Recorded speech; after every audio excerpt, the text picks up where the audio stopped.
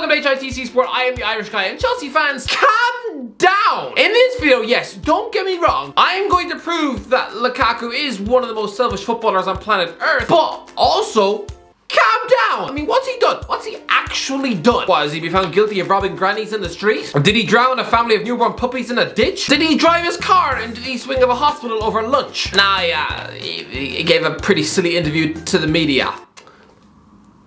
That's it. Where he says he wasn't entirely happy at Chelsea right now, that he wants to return to Inter Milan one day, and everyone reacted to this as if this was some Christmas panto. Oh, shocked faces everywhere. Oh, good heavens! Oh, my stars! You've got indignant Chelsea fans choking on their steam volley-vants. I mean, it hit these people so hard it probably affected their game of afternoon croquet. I mean, how are they supposed to be in the right frame of mind to watch Downton Abbey after this? But am I the only one who thinks, meh? Listen, it's bad, but it's not that bad. I'm not sitting here trying to defend him, but is that it? Why has the media blown this story up? As if, you know, he's compared Chelsea Football Club to a Russian gulag that stinks of fish, or claimed that Thomas Tuchel is just a nerdy Daniel Fark. Has he come out and called the Chelsea fans a bunch of Neanderthal peasants with the charisma of a rubber duck? No, he just told a journalist that he wasn't entirely happy with the situation. But of course he isn't, because at the time, he was playing on average 6 minutes per match. If he had looked the interviewer dead in the eyes and pretended that he was happy, well then he would sound like he had the ambition of a teapot and that he was just comfy sitting on the bench. This man was most people's favourite for the Golden Boot. It's January and he's already 11 goals behind. I mean, what's the problem? From the reaction, you'd swear he'd just done an interview where he admitted to perving on children at the swimming pool, or that he likes to watch the Lizzie McGuire movie in his bedroom. No, just everyone, calm down. I mean, maybe it's because I've seen too much. I remember when Carlos Tevez refused to come off the bench for Man City. I've seen Luis Suarez go on strike to try and force a move to Arsenal. I mean, these were actually important issues. But this, again, meh. Watch this video until the end, because I guarantee you, I am going to ruin the relationship Chelsea fans currently have with a massive club legend. I mean, I've got this trump card wedged up my nose, and I'm about to unplug it. If you're a Chelsea fan out there, just watch. This video is going to be a defining moment for you. It's going to blow your brain apart. I'm about to sneeze a big ball of truth knowledge out my nostrils. Ozzy, this is going to shatter your illusion. But listen, right now, I know that Lukaku is hinting that he might want to move back to Inter Milan one day, and it sort of ruins the romantic homecoming you were led to believe happened in the summer, right? Well, come on, that romantic return to Chelsea was about as credible as a Jake Paul drug test. I mean, I'm guessing even his puddle of piss probably looks like Lance Armstrong's face. But listen, I know during the summer when Lukaku returned to the Premier League, now looking slim and svelte, I mean, it was nice. It was like catching up with your cousin who just spent 2 years at Weight Watchers, eating nothing but tuck crackers and bowls of wheat. Honestly, Italy transformed Lukaku's physique, which is ironic because that is the country of pizza. While at Old Trafford, he looked like the fat one off That's a Raven crossed with DJ Khaled. I mean, it's a shame it had to take him moving to Milan to realise that it's not actually good to eat cheeseburgers before bed. I mean, once Jose Mourinho left the club, Lukaku looked like his best friend was the fridge at 3 a.m. I mean, Ronaldo eats what? Protein shakes and cups of lentil soup for breakfast? I mean, you can be damn sure that Lukaku's cupboard was stacked with 5 boxes of Cookie Crisp. I mean, I'm sorry if any of you out there eat that cereal, but it's just a bowl of cookies. I mean, if you eat that on a daily basis, then I promise you, within 5 years, the surgeon's gonna be taking off your foot. I mean, I'm not saying that Lukaku was overweight, but I am saying that he was probably the type of guy to eat Easter eggs in July. But yeah, when Lukaku returned to Stamford Bridge, he was telling the world that he'd finally come home. Nah, here's the reality. A mercenary like Lukaku doesn't have a home. I mean, this is a man who's lived in Brussels, London, Birmingham, Liverpool, Manchester, and Milan within a 10-year gap. Lukaku is not a Chelsea fan. He was a Belgian fan obsessed with Didier Drogba. There is a difference, because a Chelsea fan, a true Chelsea fan, doesn't reject a Chelsea contract offer in 2017 to instead join Manchester United. And when he was on loan at West Brom, Lukaku told the media that he didn't care what was happening at Chelsea in a year where they won the Europa League. And he didn't care. He didn't even watch the final. Oh yes, massive Chelsea fan. Probably in the same way Tom Hanks supports Aston Villa. I mean, ask him to name a player, and it'd be like asking me to name any Chinese boy band. I'm gonna be here all day. By the way, trying to 600,000 subscribers as soon as possible. If you're new here and you're not yet subscribed, then slap the big fat red button in the teeth, you absolute legends. Anyway, back into the video.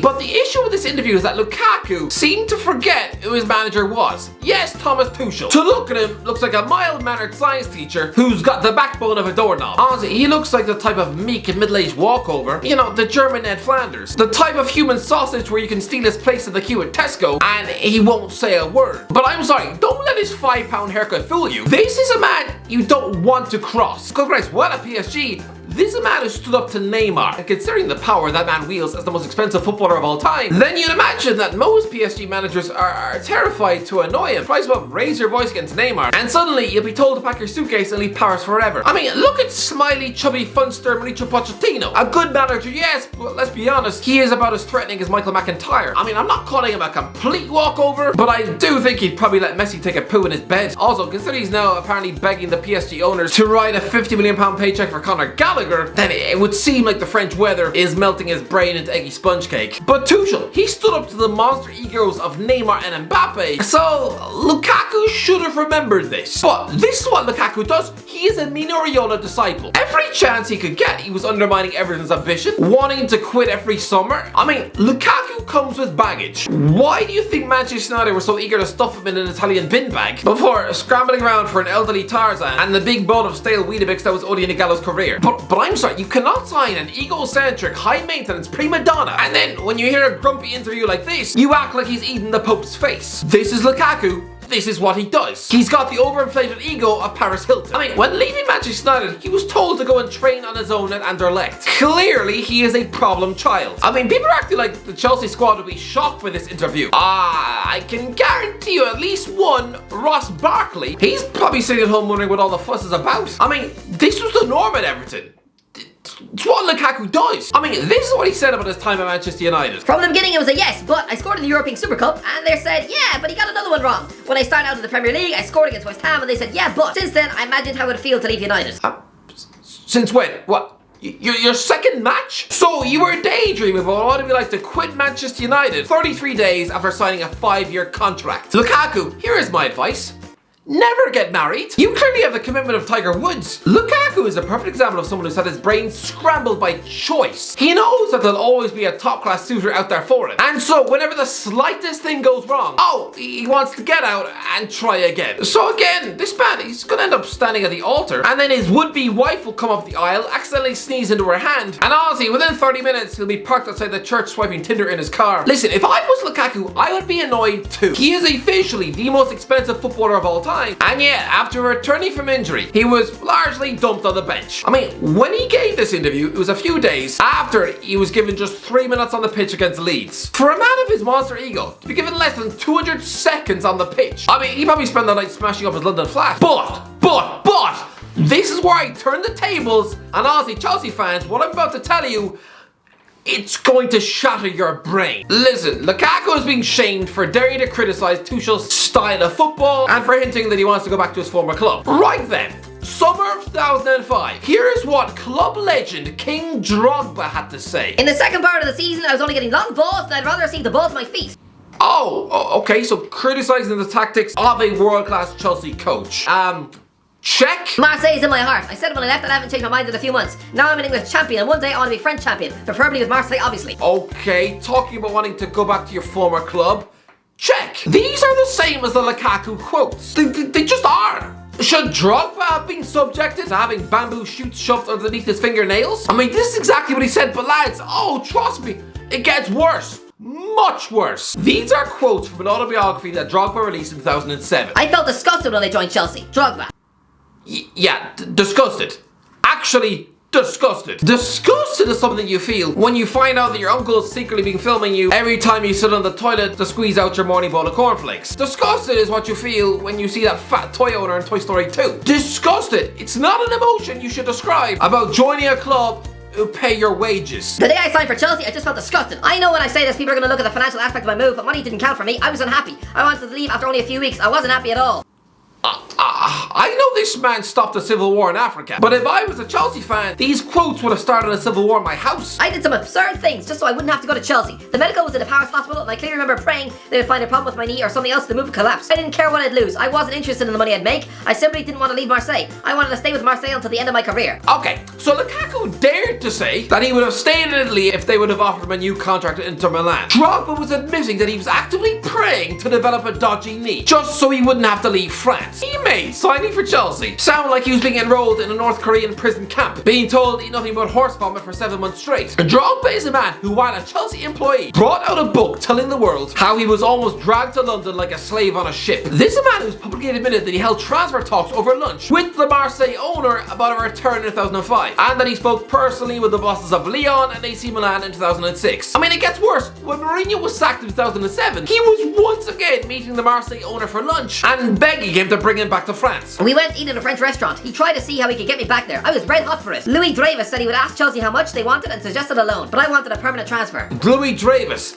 Weirdly enough, now his youngest son owns Sunderland. But lads, Drogba has admitted that he almost refused to play against Valencia in the Champions League, a group stage, so that he wouldn't be cup-tied for when he would sneak off on a mid-season transfer in January. I mean, here's another lovely quote from then. He said he was learning Spanish and Italian lessons in his home. My dream is to win the Calcio, the Italian Cup, or the Copa del Rey. I need new challenges, new horizons, and these two countries really appeal to me. I want to get back to playing with butterflies in my stomach for a club who make me dream. For me, there aren't 50 clubs who could stimulate this sort of passion, just 4. AC Milan, Inter, Barca, and Real. Not a mention of Chelsea in there, but he has mentioned Inter Milan.